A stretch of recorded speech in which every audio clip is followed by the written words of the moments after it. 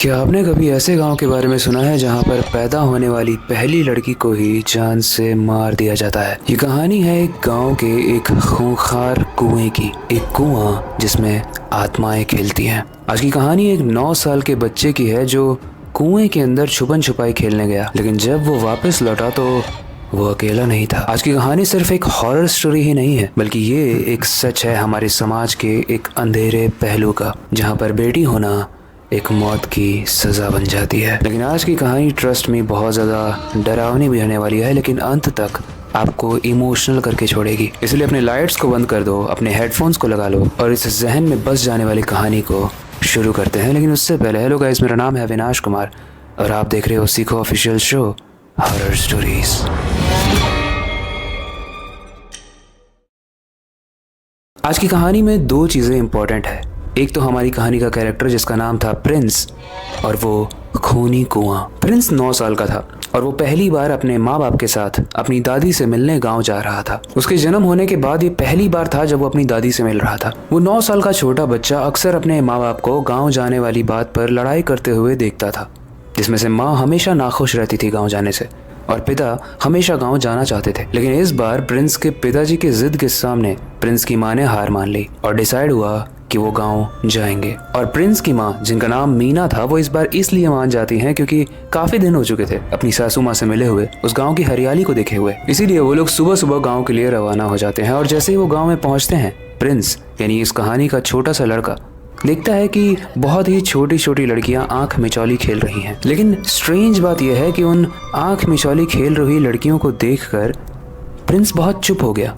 वो गुस्से में इधर उधर देखने लगा और ये बात उनके पिता, जिनका नाम वीरेंद्र था, उन्हें बहुत अजीब लगी। थोड़ी ही देर में वो लोग अपने घर पहुंच जाते हैं और जैसे ही वो घर पहुंचते हैं, प्रिंस की दादी प्रिंस को गले लगा लेती है खुशी से। तो अब पूरी फैमिली गांव के घर में पहुंच चुकी है। प्रिंस अपनी दादी से बहुत प्यार करता है और वो उसे बहुत अच्छा लग रहा है। प्रिंस के पापा बहुत दिनों के बाद गाँव में आके खुश हैं और बहुत ही एक्साइटेड है अपने गाँव को लेकर। लेकिन उस रात जो होने वाला था वो उन्हें पता भी नहीं था। उस रात जब सब लोग सोने गए तो प्रिंस ऐसा महसूस करता है कि उसकी खिड़की पर कोई नॉक कर रहा है। जब वो खिड़की के पास गया तो उसने देखा कि उसी की उम्र की छोटी लड़कियां वहां पर काम कर रही थी और वो प्रिंस से पूछती हैं, क्या तुम छुपन छुपाई खेलोगे? इतना छोटा बच्चा है, 9 साल का है, तो क्यों नहीं खेलेगा? वो उनको हाँ बोल देता है और बहुत एक्साइटेड होता है। लेकिन कहानी में एक ट्विस्ट आने वाला है, इसलिए ध्यान से सुनना। प्रिंस जैसे ही बाहर जाता है उस लड़की के साथ खेलने के लिए, वो लड़की एकदम से भाग जाती है और कहीं पर जाके छुप जाती है। प्रिंस को ये समझ में नहीं आया कि अभी तो मैंने गिनती भी नहीं की थी, ये अभी जाके छुप गई।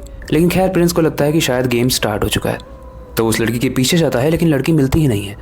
उसे दिखता है कि वो खेत की तरफ जा रही है, तो वो बहुत तेजी से भाग के खेत की तरफ जाता है और वो खेत में काफी अंदर तक चला जाता है, लेकिन वो लड़की नहीं मिलती। लेकिन छुपन छुपाई खेलते खेलते प्रिंस बहुत ज्यादा आगे चले जाता है, इतनी ज्यादा आगे जहाँ पर उसे एक कुआं दिखता है और उसके साथ वहाँ पर कुछ ऐसा होता है जिसे सुनने के बाद आपकी रूह कांप जाएगी। वो लड़की जिसके साथ प्रिंस छुपन छुपाई खेल रहा था, वो कुएं से बाहर आती है और प्रिंस के सामने आकर खड़ी हो जाती है। उसका चेहरा, उसका जिस्म एकदम से बदलने लगा, उसका शरीर गलने लगा और आंखें एकदम से सफेद हो गई और उसके शरीर से बहुत ही सड़न की बदबू आने लगी। और सबसे अजीब बात पता है क्या थी?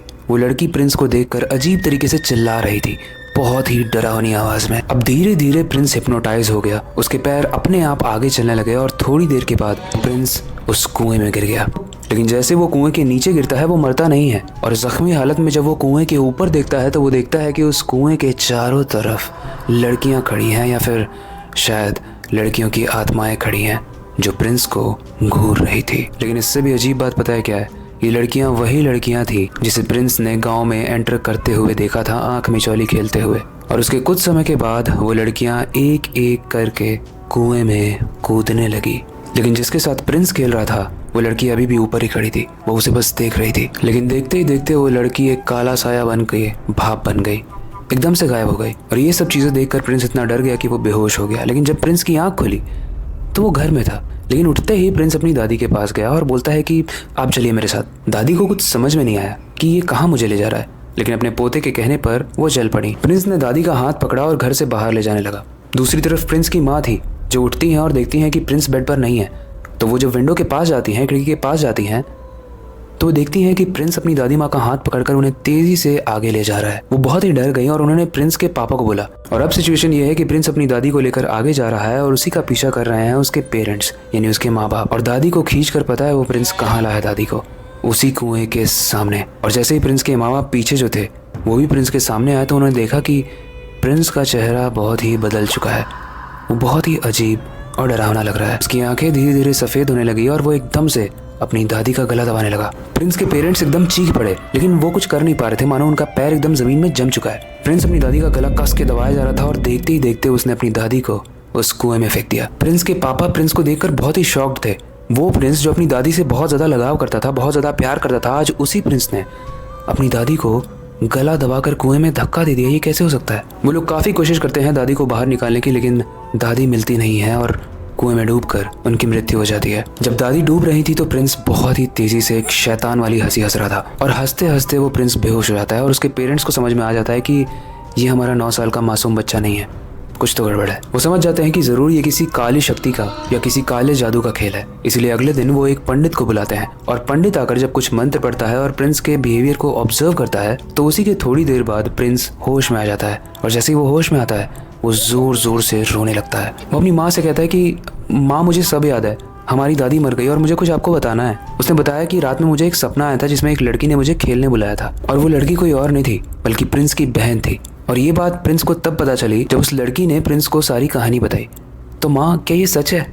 मेरी कोई बहन भी थी? और प्रिंस बताता है कि उसके बाद वो आत्मा बताती है कि जब मैं पैदा हुई थी तो दादी ने मुझे कुएं में फेंक कर मार दिया था जिंदा, और गांव वालों को ऐसा बता दिया कि मेरी पोती को कोई चुरा कर ले गया है। लेकिन असली सच ये है कि गांव में एक रिवाज हुआ करता था, एक रिवाज जिसके बेसिस पर अगर घर में कोई बच्चा पैदा होता है और पहला बच्चा अगर लड़की होती है तो उसे मार दिया जाता है और कुएं में ढकेल दिया जाता है। प्रिंस की दादी शुरुआत से ही अपने खानदान में लड़का चाहती थी, इसीलिए उसने प्रिंस की बहन को मार दिया था। और ये सब बातें जब उसकी बहन ने सपने में बताई तो उसके बाद प्रिंस का दिमाग उसके कब्जे में हो गया, जिसकी वजह से उसने दादी को मार दिया। लेकिन ये सारे ही सवाल जब वो अपनी माँ से कर रहा था तो वहाँ कुछ और भी लोग थे, इसलिए माँ ने बोला कि ऐसा कुछ नहीं हुआ था, ये सब बस मनगढ़ंत बातें हैं। उसके बाद दादी का अंतिम संस्कार किया गया किसी तरीके से और प्रिंस को लेकर उसके पेरेंट्स वापस से अपने शहर चले गए। गाइस, ये जो कहानी है ये सिर्फ प्रिंस और एक फैमिली की नहीं है। हमारी सोसाइटी में ऐसे बहुत सारे जगहें हैं जहाँ पर बेटी की कोई रिस्पेक्ट नहीं है। बेटी के पैदा होते ही उसे बोझ समझा जाता है और उसे मार दिया जाता है। और आज की डेट में कई सारे ऐसे घर भी हैं जहाँ पर अगर बेटी को ना भी मारा जाए, क्योंकि कानून इतना स्ट्रांग हो गया है, तो उसकी जिंदगी मरने के बराबर कर दी जाती है। अब ये जानकर शॉक हो जाओगे कि आज भी हमारे देश में ऐसे कई सारी जगहें हैं जहाँ पर बचपन में ही एक लड़की की शादी कर दी जाती है, उसे ज़िंदगी जीने का मौका नहीं दिया जाता है। मुझे ये समझ में नहीं आता कि इतनी ज़्यादा नफरत लड़कियों के लिए क्यों है। वो दादी भी तो एक लड़की थी ना, तो क्या ये जस्टिफाइड है कि उन्होंने एक दूसरी लड़की को मार दिया? वेल, आपकी क्या मेंटालिटी है इस चीज़ को लेके? क्या आप लड़का और लड़की किसी को ऊपर समझते हो या दोनों को ही बराबर मानते हो? आप हमें कमेंट सेक्शन में अपनी सोच को ज़रूर बताना। मैं बहुत इंटरेस्टेड हूँ स्पेशली इस वीडियो को लेकर आपके सारे ही कमेंट्स पढ़ने के लिए।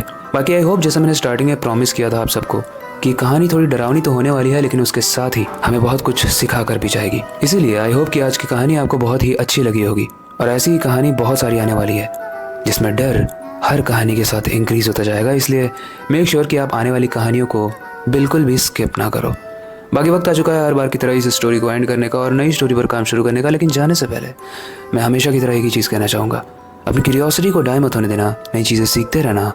अपने बेड के नीचे और खिड़की के बाहर ज़रूर देख लेना, कहीं वो लड़कियाँ आपको भी खेलने के लिए तो नहीं बुला रही।